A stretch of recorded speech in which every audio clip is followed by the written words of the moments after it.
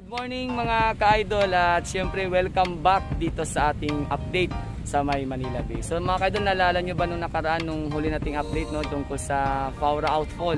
So nagtaka talaga ako kung bakit nilagyan ng tapal, kumbaga tinapalan, nilagyan ng harang itong dalawang outfall ng Faura. Kasi ang pagkakalam ko talaga ay isa lang, isa lang yung outfall. Isa yung magiging outfall ng Faura.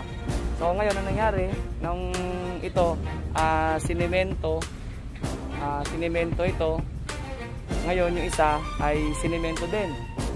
So ngayon ka-idol, ating alamin kung ano talaga yung gagawin dito.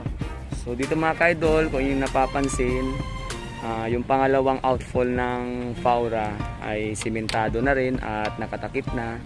Tapos siyempre magtataka kayo ngayon bakit tinakpan. So paano na yung connection nitong HDPE pipe, black pipe na nakaabang dyan. So ang sabi sa akin ng aking napagtanungan mga kabayan, so bali ang mangyayari nito, pipe lang yung papalabasin, papunta doon sa, idudugtong doon sa ating HDPE pipe. So siguro dito abangan natin kung ano yung kanilang magiging gagawin dito sa inyo nakikita, kasi dyan na bumubulwak na ngayon dyan na lumalabas yung tubig na galing doon sa drainage na yan. So siyempre mga kabayan, ang ating update ay ating patuloy na gagawin para sa lahat ng mga nagaganap dito sa May Manila Bay. At yung isang outfall ng Faura ay talagang po yan, tuluyan na po yung talagang isasara. So isa lang talaga yung papaganahin.